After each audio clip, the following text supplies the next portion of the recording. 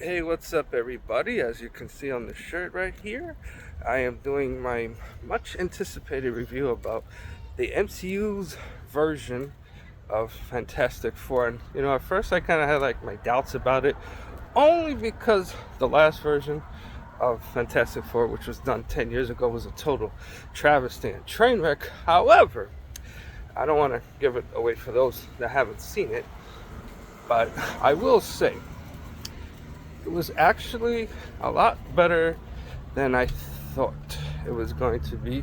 And actually, I was pleasantly surprised, like the cool retro 60s futuristic look was actually kind of cool and wasn't too overly campy, even though, yes, the previous Fantastic Four movies, had their humor and stuff, but for those type of films, it kind of works, and, kind of seeing this unique family you know, of Reed and Sue Storm, Sue's brother Johnny and Ben Grimmick, the Thing, and, their powers, Reed being able to stretch molecules in his body.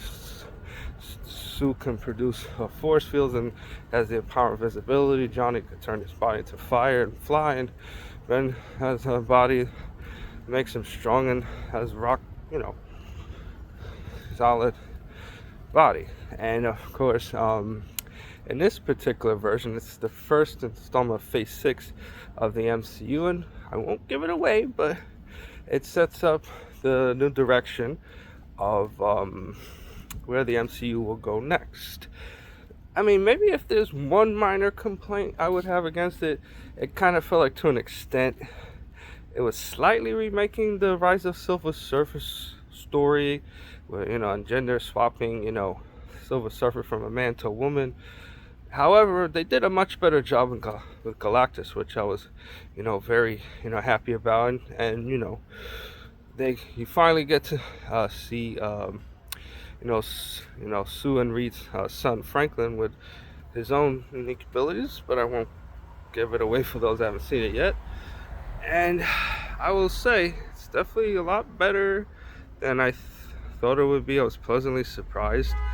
You know, I mean, for those fans of the MCU, I mean, I know I've been saying it for a while that MCU has been kind of going like on a downward spiral since after the Spider-Way No Way Home, and feeling like Marvel kind of lost their way with overreaching itself, over putting itself out too much.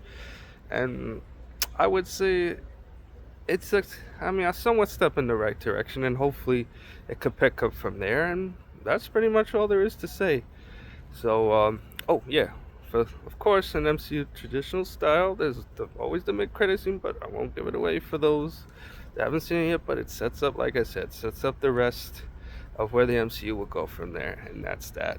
All right, everyone, take it easy, and hopefully there'll be something interesting in August to see, and that's that. All right, everyone, till the next time.